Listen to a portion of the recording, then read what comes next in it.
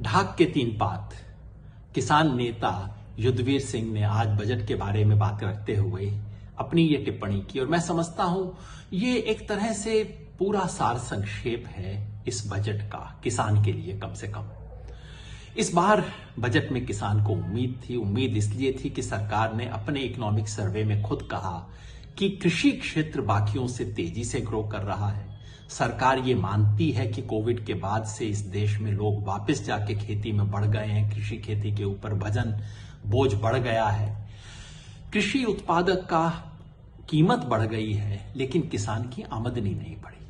इसलिए संसदीय समिति ने, जिसमें सत्ता पक्ष की मेजॉरिटी थी, उसने 6 हफ्ता पहले अपनी रिपोर्ट में 4 सिफारिश की थी। पहली कि किसान सम्मान निधि जो 6,000 मिलती है, इसको कम से कम महंगाई के हिसाब से बढ़ा दिया जाए, 9-10 हजार कर दिया जाए। दूसरा, एमएसपी की कानूनी गारंटी दी जाए। तीसरा, किसानों को ऋण से मुक्त करने की व्यवस्था की जाए।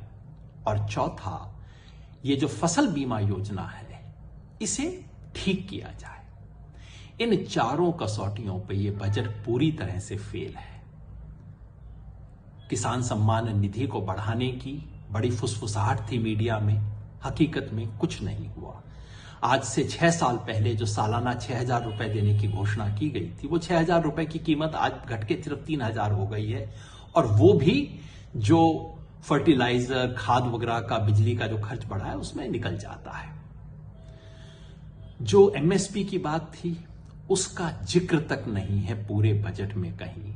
सिर्फ इशारा है कि सरकार 3 फसलों को खरीदना शुरू करेगी, मूंग, मसूर, अरहर और उड़द, जिन्हें पिछले बार सरकार ने 0% प्रोक्योर किया था।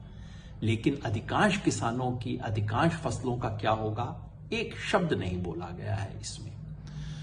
जो ऋण मुक्ति के बारे में सरकार ने सिर्फ ये कहा कि किसान को किसान क्रेडिट कार्ड पे 3 लाख तक का लोन मिलता था, अब 5 लाख तक का मिलेगा। अगर लोन ज्यादा बढ़ेगा तो सरकार उसके लिए जो सबवेंशन देती है, जो उसके लिए अनुदान देती है, वो भी तो बढ़ेगा। लेकिन वो नहीं बढ़ाया गया, वो जो का त्यों है। रही बात फसल बीमा योजना की, सरकार ने उसका अमाउंट बढ़ाने की बजाय घटा दिया है। 15,500 करोड़ रुपए से घटा के कोई 12,000 करोड़ के करीब कर दिया है। ये सच्चाई है।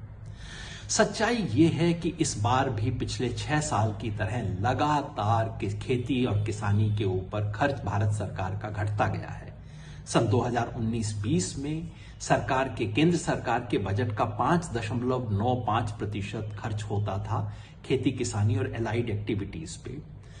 21-22 में घट के वो 4.06% हो गया। 23-24 में घट के 3.14% हो गया। और इस साल घट के 25-26 में घट के 3.06% हो गया है। मतलब पिछले 1 साल में केंद्र सरकार का कुल खर्चा 2.5 लाख करोड़ बढ़ा, लेकिन खेती किसानी के लिए उसमें से सिर्फ 4,000 करोड़ निकला। 2% भी नहीं निकला किसान के लिए सरकार के पास। जो पैसा अलॉट हुआ उसका इस्तेमाल नहीं हुआ। और सरकार का अपना बजट दिखाता है कि पिछले साल सरकार ने जो घोषणाएं की वो लागू नहीं हुई। सरकार ने 5 साल पहले घोषणा की थी एग्री फंड की, जिसमें कहा था 1 लाख करोड़ रुपए का फंड किया जाएगा, 5 साल के अंदर खर्च किया जाएगा। इस साल 5 साल पूरे हो गए हैं, अब तक केवल 37,000 करोड़ इस्तेमाल हुआ है। पिछले साल सरकार ने कहा था सब्जी और फल के क्लस्टर के लिए एक नई योजना आएगी, सहकारिता के लिए एक नई योजना देश में आएगी। इस साल सरकार ने लिख के कहा है कि नहीं, दोनों अभी तक लागू नहीं हो पाई हैं। एग्री इंफ्रा को डिजिटाइज करने के लिए, भूमि रिकॉर्ड को डिजिटाइज करने के लिए 6 करोड़ लोगों का करना था, सिर्फ 9% अभी तक हुआ है। 15,000 ड्रोन करने का वायदा था, सिर्फ 500 अब तक हुई हैं। दलहन तिलहन का उत्पादन नहीं बढ़ा है। नई नई योजनाओं की घोषणा हो गई है, धन धान्य कृषि योजना, लेकिन उसके लिए 1 पैसा बजट कहीं पे अलॉट नहीं किया गया है। मतलब ढाक के 3 पात। किसान को सिर्फ डायलॉग मिलते हैं, पैसा नहीं मिलता। केवल मिडिल क्लास की चर्चा होती है, केवल शहरों के लोगों की चर्चा होती है, केवल सैलरीड लोगों की तनख्वाह की चर्चा होती है और वो भी केवल संगठित क्षेत्र के। इस देश को बनाने वाला मजदूर किसान वो आज भी बजट से बाहर है।